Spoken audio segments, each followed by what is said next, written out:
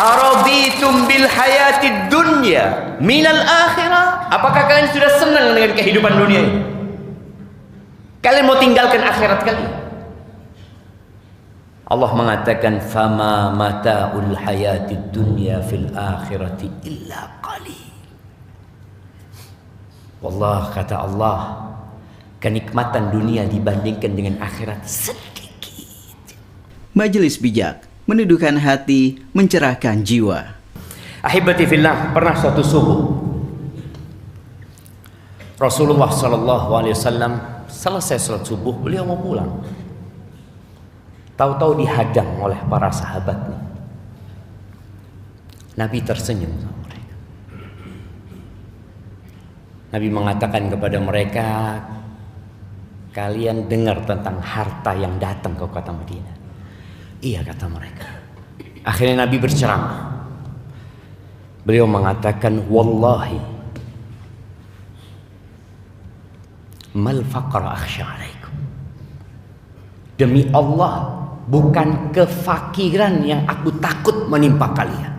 Demi Allah, beliau mengatakan.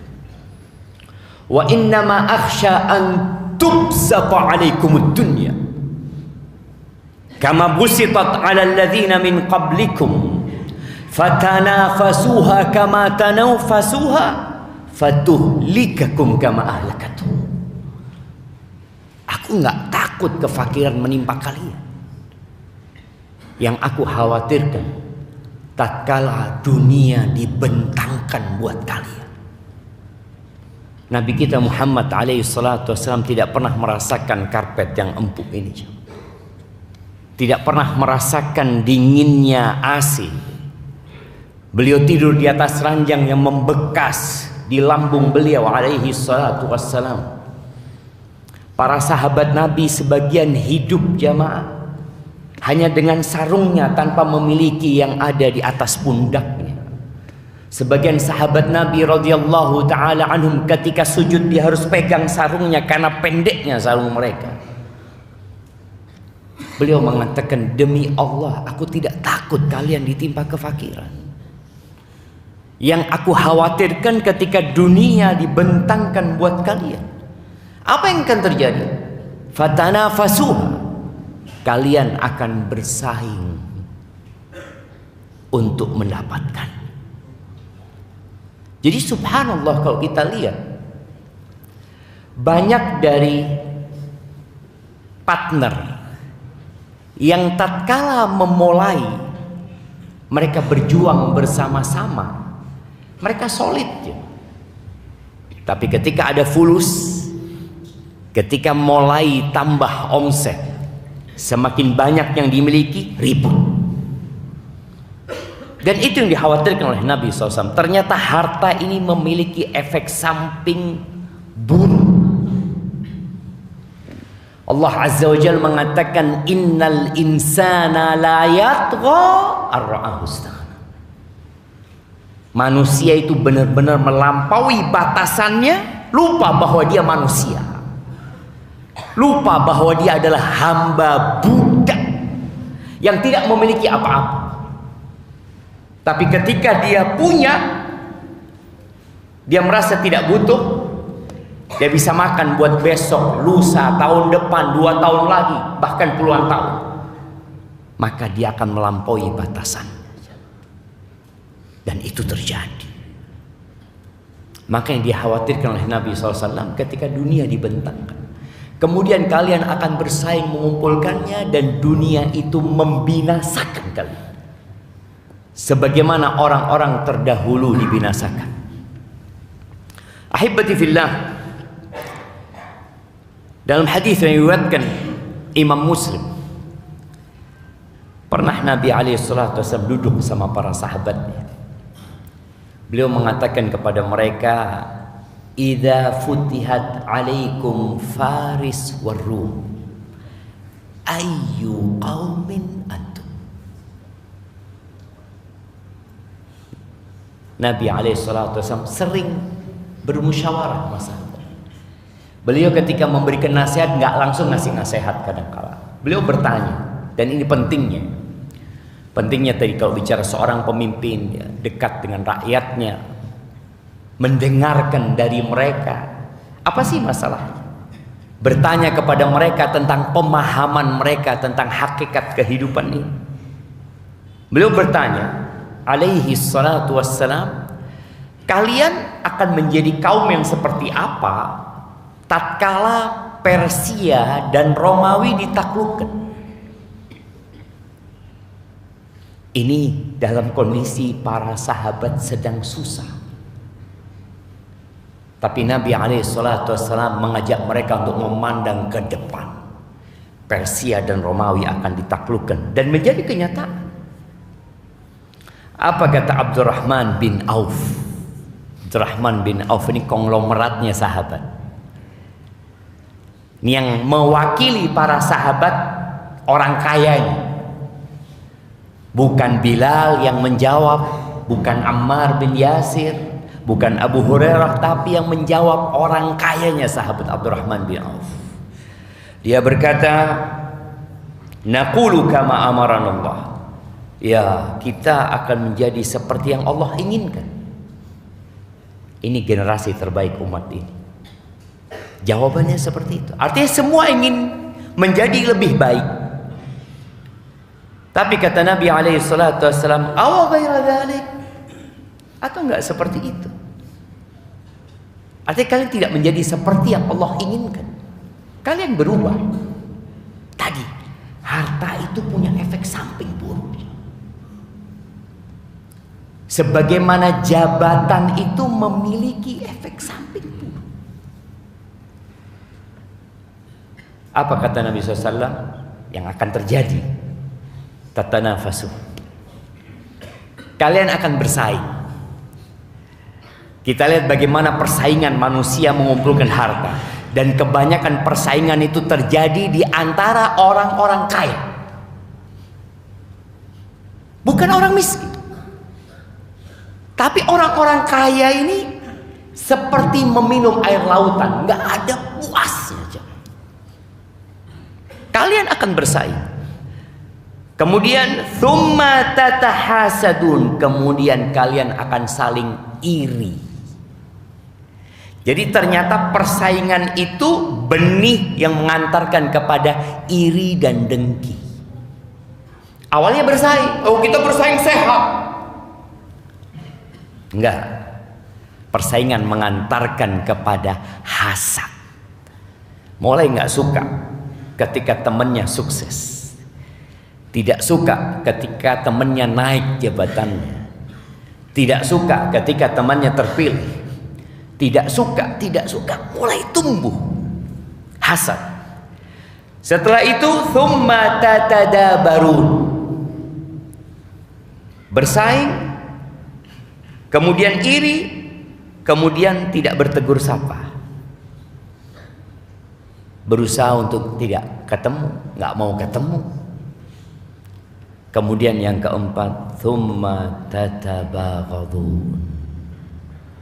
Kemudian kalian akan saling membenci. Apa penyebabnya? Harta. Ketika nggak ada harta, solid orang itu coba. Pernah suatu hari salah seorang alim ulama itu berangkat ngantarkan jenazah ke kuburan. Dia ingin menjelaskan kepada murid-muridnya tentang hakikat dunia ini. Berangkat ke kuburan, melewati anjing-anjing yang sedang berkerumun, ya, yang bermain. Di antara mereka ada yang duduk, ada yang, ya kita lihat ketika anak-anak anjing dan teman-temannya bermain, ya, santai mereka ngeliatin orang lewat, ya. Pulang dari kuburan, kambing ini berantem, menggonggong sana, menggonggong sini. Berhenti sang guru ini bersama murid-muridnya. Kalian lihat itu anjing-anjing. Kenapa mereka berantem? Kenapa? Ada yang melemparkan bangkai ke mereka. Ketika tidak ada bangkai, mereka bersaudara. Mereka solid. Mereka duduk tersenyum di antara mereka ketika dilemparkan bangkai yang seharusnya bangkainya banyak. Ya udah bareng-bareng makannya gitu kan. Enggak. Karena ambisi. Akhirnya yang ini gigit ini, yang ini gigit ini. Kata sang guru, itulah dunia. Bagaimana dunia merusak persahabatan. Bagaimana seorang anak kadangkala ribut sama orang tuanya. Paman dengan keponakannya, kakak dengan adiknya. Ketika warisan belum ada, mereka nggak ribut. Bapaknya mati. Ingat, warisan itu harta nemu. Nggak ada usaha. Apa bisa orang berusaha untuk jadi ahli warisnya Pak Wali Kota, mau daftar Pak, saya mau jadi ahli warisnya Bapak kalau mati. Gak bisa. Gak bisa. Tapi bagaimana harta itu merusak? Ahibati fillah. Tapi kebanyakan orang gak tahu. Karena kecintaan kepada dunia membuat orang buta. Perang Uhud, umat Islam kalah. Walaupun tidak kalah total. 70 sahabat meninggal dunia. Apa penyebabnya? Harta. Nabi SAW sudah berpesan kepada 50 pemanah. Menang atau kalah, kalian tetap bertahan di bukit ini sampai aku kirim orang. Tetap bertahan. Kalau sampai burung-burung pemakan bangkai itu menghabisi kami, udah mati semua sahabat di bawah, kalian jangan bantuin kita. Ketika kita menang, kalian tetap di sini. Allah berikan kemenangan kepada umat Islam. 700 melawan 3000. Menang umat Islam. Akhirnya umat Islam sibuk mengumpulkan harta rampasan perang. Pasukan kafir Quraisy sudah pergi meninggalkan medan perang. 50 orang ini tergoda aja. Mereka mengatakan, ngapain kita di sini? Kita turun bantuin saudara-saudara kita ngumpulin harta rampasan perang. Kata komandan pasukannya yang bernama Abdullah bin Jubair, ingat pesan Nabi SAW. Kalah menang tetap di sini. Bayangin, Rasulullah SAW sudah memberikan amaran yang jelas. Tapi dari 50 orang, kira-kira 35 orang turun. Lalu Allah berikan kekalahan kepada umat Islam. Rasulullah SAW patah giginya. Baju besi itu masuk ke pipinya. Jidat Nabi SAW dipukul oleh orang musyrikin. Hamzah paman Nabi SAW tewas. Mus'ab bin Umair meninggal dunia. Apa kata Allah? Menceritakan perang Uhud itu. Minkum man yuridud dunya wa minkum man yuridul akhirah. Sebagian kalian ambisinya dunia. Di medan perang, di bawah kepemimpinan Rasul sallallahu alaihi wasallam. Di situ ada Abu Bakar As-Siddiq, ada Umar bin Khattab, ada Utsman bin Affan, ada Ali bin Abi Thalib. 10 sahabat yang dijamin masuk surga ada bersama mereka. Allah berikan kekalahan kepada mereka. Apa penyebabnya? Minkum man yuridud dunya. Ada sebagian kalian yang ambisinya dunia. Wa minkum man yuridul akhirah. Dan ada sebagian kalian yang ambisinya akhirat. Thumma sarafakum anhu liyabtaliyakum. Kemudian kemenangan itu Allah hilangkan sebagai ujian dan bala buat kalian. Maka ahibati fillah, ada orang yang tidak kaya seperti sahabat Nabi tadi, miskin mereka hidupnya, tapi ambisinya dunia. Dan orang kalau sudah ambisinya dunia akan jadi keledai di siang hari dan bangkai di malam hari. Dalam hadis yang diriwayatkan oleh Ibnu Hibban dalam sahihnya, Nabi SAW mengatakan innallaha yubghid. Sesungguhnya Allah membenci. Ahibati fillah, kalau antum dibenci sama Pak Wali Kota, enak nggak urusan antum? Waduh, urusan ini ruwet, urusan ini ruwet. Namanya siapa? Bulan. Aduh, jangan dimudahkan urusan. Kalau antum dibenci sama Pak Prabowo, presiden kita, semoga Allah menjaga beliau,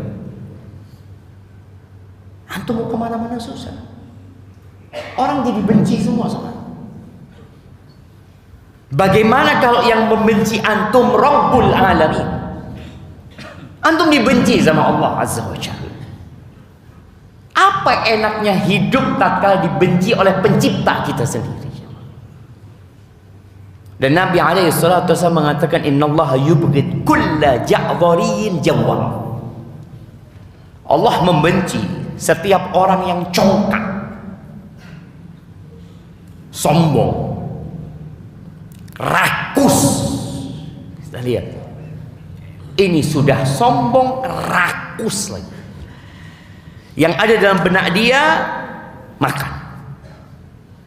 Makanya jangan sibuk wisata kuliner, makan sana, makan sini, makan sini. Yang ada dalam benak dia perutnya dan yang di bawah perutnya. Ini orang sahabin bil aswaq, kerjanya teriak-teriak di pasar. Yang ada dalam benak dia ngumpulkan uang sebanyak-banyak. Ya dengan cara ya bagaimana uang itu datang kepada dia. Jifatin bil lail, himar bin nahar. Jifa, bangkai di malam hari. Nggak ada dia bangun malam. Padahal kita tahu dari 24 jam waktu kita, waktu yang paling mahal, yang paling berharga, yang paling bernilai itu sepertiga malam akhir. Bukan jam 6, bukan jam 7, bukan ba'dal maghrib. Waktu yang paling mahal itu sepertiga malam akhir. Ini orang jifa, bangkai di malam hari. Nggak ada bangun sholat malam. Tapi kalau di siang hari himar, keledai di siang hari. Yang ada dalam benaknya kerja, itu keledai. Di malam hari bangkai, di siang hari keledai. Hanya untuk mengumpulkan dunia. Mau dibawa kemana tuh uang? Pernah melihat orang kaya hidup 200 tahun? Tidak ada jamaah. Pernah melihat mungkin di Pekanbaru ini? Anak nggak tahu orang paling kaya di Pekanbaru ini yang sudah mati berapa? Ya, belum Ustaz. Tapi kayaknya mau mati. Semuanya mati jamaah. Mungkin dia memiliki ribuan hektar sawit. Anak kemarin naik pesawat ngelihat, Allahu Akbar, Pekanbaru ini indah sekali jamaah. Dengan hutan-hutan sawitnya, karena anak lihat jalannya dibuat berputar-putar, masya Allah jamaah. Ketahuilah bahwa semua akan ditinggalkan. Terus kata Nabi SAW tentang orang yang dibenci ini, alim, ternyata orang alim jamaah. Alim bid dunya, jahil bil akhir. Dia berilmu tentang dunia, tapi dia bodoh tentang akhirat. Dia benar-benar bodoh tentang bagaimana cara wudhu yang benar. Nggak tahu tentang akhiratnya. Dia nggak tahu tentang halal haram yang berkaitan dengan yang masuk ke mulutnya. Nggak tahu. Tapi urusan dunia dia pandai menjadikan 1000 jadi 1 juta. Bagaimana dengan modal 100 juta bisa dapat 1 M. Pintar orang Indonesia. Itu dibenci jemaah. Kenapa? Karena dunia ini memang bukan tempat tinggal. Bukan tempat tinggal. Dunia ini tempat pengungsian sementara. Asal kita di mana? Di surga. Allah turunkan kita ke dunia karena dosa ayahanda kita. Kemudian Allah ketika menyuruh Nabi Adam turun bersama Hawa, Fa imma ya'tiyannakum minni huda. Apabila datang kepada kalian petunjukku, famanittaba'a hudaya fala yadhillu wa la yashqa. Faman tabi'a hudaya fala yadhillu wa la yashqa. Yang mengikuti petunjukku, maka dia tidak akan tersesat dan tidak akan menderita hidupnya. Wallah jamaah, kekayaan itu bukan sumber kebahagiaan. Kekuasaan itu bukan sumber kebahagiaan. Popularitas itu bukan sumber kebahagiaan. Tapi sumber kebahagiaan itu adalah mengikuti petunjuk yang Allah turunkan. Umar bin Khattab pernah nangis dia. Ketika dia berkunjung ke rumah Nabi SAW, Nabi baru bangun tidur. Itu ada bekas tikar di perut Nabi SAW.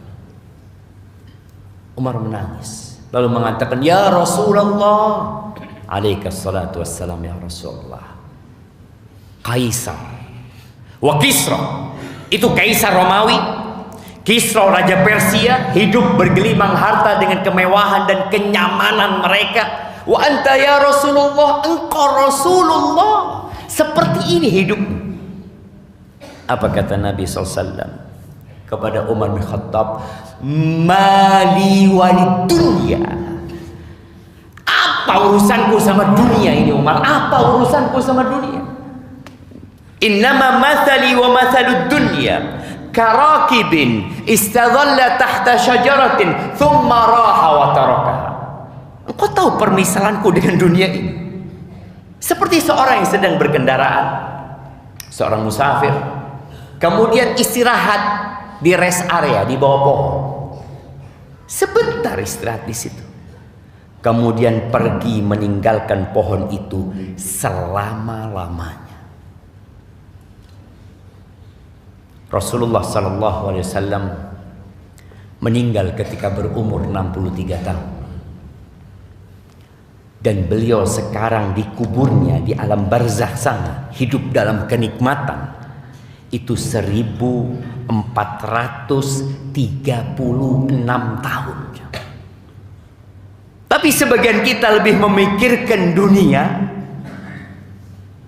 lupa dengan akhiratnya. Perjalanan hidup para sahabat Nabi pernah ada masalah. Mereka hidup susah sampai Mekah ditaklukkan. Waktu ana sampai syuruk jemaah. Belum syuruk. Nabi SAW menaklukkan kota Mekah tahun berapa? Jemaah, tahun berapa? 8 Hijriah. Tahun 8 Hijriah Mekah ditaklukkan. Ini para sahabat mau istirahat. Udah selesai.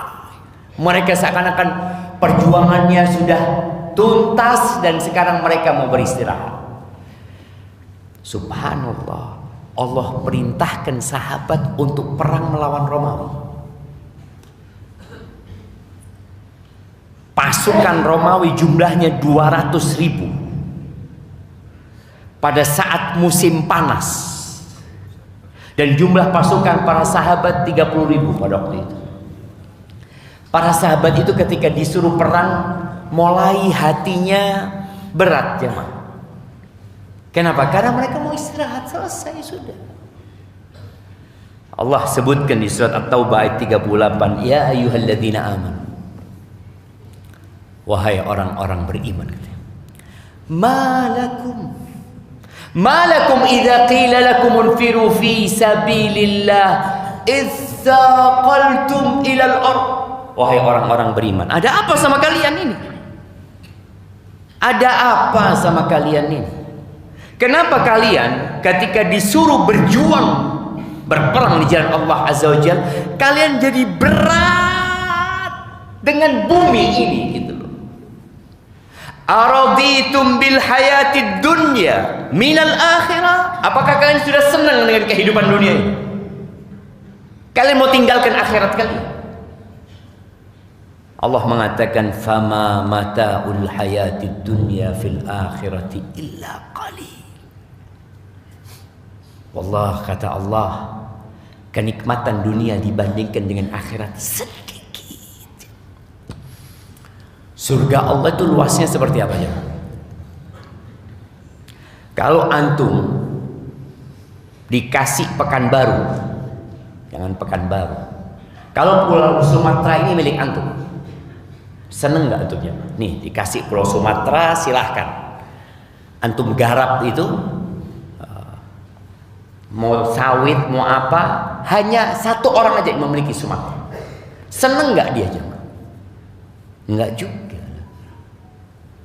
Tapi dia berpikir ya nggak apa-apa lah, jadi orang terkaya mungkin dia di dunia memiliki Sumatera. Surga Allah itu arduhas samawati wal ardh, seluas langit dan bumi ini. Jumlah planet itu miliaran, dan boleh jadi itu jadi tempat tinggal manusia-manusia yang masuk surga Allah Azza wa Jalla. Orang yang terakhir masuk surga, yang terakhir, yang dia berjalan menuju surga dengan merangkak, kemudian dia selamat dari neraka, itu Allah kasih seperti 10 kali lipat raja paling besar di dunia. Terus kita mau dunia. Pernah Nabi SAW lewat pasar ya. Biasalah orang di pasar menawarkan barangnya 10.000, 20.000 bersama para sahabatnya dari awali menuju Masjid Nabawi. Ketika lewat pasar, Nabi bersama para sahabatnya di kanan kirinya melihat bangkai anak kambing. Bangkai anak kambing yang cacat. Biasanya anak kambing itu kupingnya panjang ya. Ini kupingnya kecil ya. Terus Nabi SAW mengambil kupingnya ini, serasa berjualan, mengatakan kepada para sahabat, ayyukum yuridu hadha bidirhamin, siapa yang mau 1 dirham, 1 dirham, 1 dirham, kata Nabi SAW. Sahabat heran, ya Rasul, itu orang-orang pasar pada datang melihat apa yang ditawarkan Nabi SAW. Nggak ada yang mau. Siapa yang mau ini jadi milik dia, gratis, gratis jadi miliknya. Nggak ada yang mau juga. Apa kata para sahabat? Ya Rasulullah, lau kana hayyan kana asad. Kalau dia itu hidup, dia itu cacat.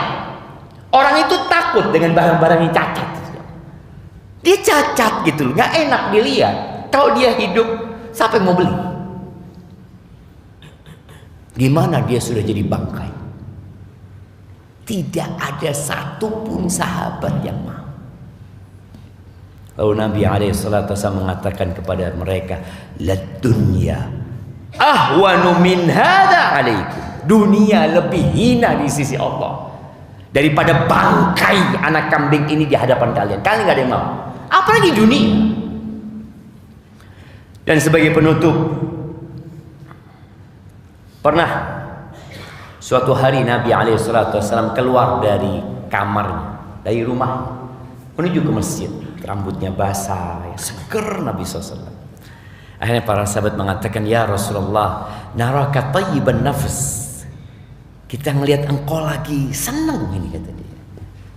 Iya, kata Nabi SAW. Akhirnya para sahabat ngobrol tentang dunia, ngobrol tentang harta. Ya biasalah, kita kalau ngobrol mungkin urusan bisnis ini itu. Lalu Nabi SAW membuat sebuah pernyataan. Beliau mengatakan alaihissalam, la ba'sa bil ghina, bil ghina. Nggak apa-apa jadi orang kaya, nggak apa-apa kekayaan itu, tapi ada syaratnya. Limanittaqa, buat orang yang bertakwa. Jadi kaya itu nggak apa-apa, bahkan boleh jadi orang kaya banyak memberikan manfaat, asalkan tidak seperti Qarun. Apa gunanya kekayaan Qarun ketika dia dibenamkan bersama hartanya? Ada gunanya. Maka nggak apa-apa kekayaan itu, asalkan orang ini bertakwa, tahu dia dari mana dapat dan kemana dibelanjakan. Tapi beliau mengatakan, walakinnas sihha khairun minal ghina limanittaqa.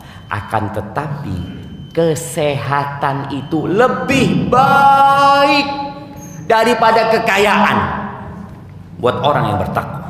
Wallahi sahih. Kalau antum mau tahu, ini udah syuruk nih ya, tapi kita nggak boleh sholat sekarang ya Pak, karena nunggu matahari naik dikit Bang ya. Aman Bang? Masya Allah. Saya lihat sudah pada lapar kayaknya. Tenang ya Pak. Ya, tingkatan-tingkatan nikmat. Nikmat yang paling rendah itu namanya harta. Nikmat yang lebih baik dari harta itu sehat, kata Nabi SAW. Makanya kita lihat orang itu ketika muda dia berburu harta dengan kesehatannya. Tapi ketika dia tua dia berburu kesehatan dengan hartanya. Untuk bisa lihat ya, sudah punya uang banyak dia habiskan. Buat apa? Buat kesehatannya. Berobat ke sana, berobat kemari. Ada satu orang kaya di Jember itu, dia sakit paru-parunya, berobat ke Singapura 2 pekan di sana, habis 15 miliar. Bayangin, yang mungkin orang mengumpulkan harta itu bertahun-tahun dia habiskan dalam waktu yang pendek sekali. Kesehatan itu jauh lebih nikmat daripada harta. Tapi kita sering lupa dengan nikmat sehat ini. Antum kalau melihat orang naik jet pribadi, Allah, kapan anak naik gitu? Setelah itu antum lihat ternyata turun dari jet pakai kursi roda. Oh, enggak lah. Buat apa anda punya jet pribadi kalau pakai kursi roda? Ternyata kaki antum lebih baik daripada jet pribadi. Tapi kita lupa dengan nikmat kaki ini. Nikmat tangan nih. Antum melihat ada orang kaya raya stroke. Mau antum punya uang 1000 triliun tapi stroke? Mau nggak? Anda doakan, kita doakan bersama. Ini mumpung ada para ustadz ya, kita doakan bersama. Siapa yang mau? 1000 triliun stroke? Kita enggak, Ustaz, buat apa? Iya, coba. Maka Nabi alaihissalatu mengingatkan para sahabat yang ngomong masalah harta ini. Nggak apa-apa harta buat orang yang bertakwa, tapi sehat itu lebih baik daripada harta buat orang yang bertakwa kepada Allah Azza wa Jalla. Maka ahibati fillah, nikmat Allah itu banyak ya. Kalau tadi yang pertama adalah nikmat harta, yang kedua nikmat sehat, yang ketiga nikmat apa? Nikmat keamanan. Aman. Beberapa waktu yang lalu, ketika negeri kita ya ada sedikitlah ketidakamanan, ada penjarahan, ada pembakaran, itu sehat dan nikmat kaya itu tidak ada harta, nggak ada artinya. Apa nikmatnya? Ketika engkau kaya, engkau sehat, tapi negerinya nggak aman. Maka tolong nikmat aman di negeri kita ini disyukuri. Saudara-saudara kita di Gaza sana, mereka makan, nggak tahu bentar lagi ada roket yang jatuh, ada bom yang meledak di tempat mereka. Nggak ada nilainya harta dan sehat kalau aman itu hilang. Sampai dulu dibuat percobaan oleh para ulama, kambing. Ada kambing yang patah kakinya, dikasih makan. Ya dia nggak bisa berdiri, tapi dia masih bisa makan. Kemudian ada kambing yang sehat, diikat di sebelah serigala yang dikurung. Serigalanya dikurung. Tapi ini kambing di sebelahnya serigala. Dia nggak makan sampai mati. Dia tidak makan sampai mati. Mereka menyebutkan benar-benar nikmat aman itu nikmat yang agung sekali. Maka jaga keamanan negeri kita ya. Ya, siapa lagi yang menjaga kalau bukan kita umat Islam? Ada banyak masalah. Dan Nabi SAW ya pernah menyampaikan kepada para sahabat, satalqauna athara, kalian nanti akan menjumpai pilih kasih. Jadi menyebutkan kepada para sahabat, mungkin nanti ada pemerintah yang pilih kasih, yang kurang perhatian sama rakyat. Tapi semoga pemerintah kita, kalau tadi dikatakan ya banyak jalan-jalan yang lobang, bang. Anak tadi berangkat ke sini nggak cepet jamaah karena harus pelan-pelan. Kata teman, alhamdulillah Ustaz, ini lebih bagus daripada sebelum pilkada. Sudah lumayan kata dia. Kata dia lebih bagus daripada sebelum pilkada. Berarti ada perkembangan gitu kan. Mudah-mudahan nanti semuanya jadi lebih baik. Kalian akan mendapatkan athar. Itu tadi pemerintah yang memikirkan diri mereka sendiri, tidak memikirkan rakyatnya. Terus para sahabat bertanya, apa sikap kita ketika menghadapi seperti itu? A'tuhum alladzi lahum. Berikan hak mereka kepada mereka. Apa hak para pemimpin kita? Ya taat kita kepada mereka, patuhi mereka selama tidak memerintahkan kepada kemaksiatan kepada Allah Azza wa Jalla. Lalu terus dengan hak kita, wasallallahu alladzi lakum. Hak kalian minta sama Allah Azza wa Jalla. Ada apa kita capek-capek minta hak kita kepada makhluk? Kita lupa minta kepada Al-Khaliq yang menciptakan segalanya. Dan Allah mengatakan, ud'uni astajib lakum. Kalian minta sama aku kasih, kata Allah Azza wa Jalla. Di sini masalahnya. Ketika kita lupa sama Allah, kita fokus dengan manusia, dengan makhluk yang ada di depan kita. Maka tatkala kita dapat masalah tadi, ada hak-hak yang tidak diberikan, ya udah, fokus meminta kepada Allah Azza wa Jalla. Daripada kita capek-capek memeras pikiran kita, keringat kita, juga nggak dapat hak kita. Maka mintalah kepada Allah Azza wa Jalla. Maka ahibati fillah, itu yang dapat Anda sampaikan. Ada sebuah doa Nabi yang biasanya Nabi ketika bermajlis dengan para sahabatnya membaca doa itu. Ana akan baca doa itu buat kita semuanya. Beliau mengatakan, Allahumma qsim lana min khasyatika ma tahulu bihi bainana wa baina ma'asik. Ya Allah, berikan kepada kami rasa takut kepadamu yang dengannya kami terhalang dari perbuatan kemaksiatan. Wa min ta'atika ma tuballighuna bihi jannatak. Dan berikan kepada kami ketaatan kepadamu ya Allah yang dapat mengantarkan kami ke surgamu. Wa minal yaqin ma tuhawwinu bihi alaina masaibad dunya. Dan berikan kepada kami keyakinan yang dengannya musibah-musibah dunia menjadi ringan buat kami. Wa matti'na bi asma'ina wa absarina wa quwwatina ma ahyaitana waj'alhu al-waritha minna. Dan jadikan kami ya Allah bisa menikmati pendengaran kami, penglihatan kami, kekuatan fisik kami selama kami hidup, dan jadikan itu pewaris kami. Waj'alhu al-waritha minna ولا تجعل مصيبتنا في ديننا ولا تجعل الدنيا أكبر همنا ولا مبلغ علمنا ولا تسلط علينا من لا يرحمنا. Ya Allah, jangan jadikan dunia itu ambisi kami yang paling besar. Jangan sampai ilmu kami hanya untuk mencari dunia. Dan jangan jadikan pemimpin-pemimpin buat kami orang-orang yang tidak mengasihi kami.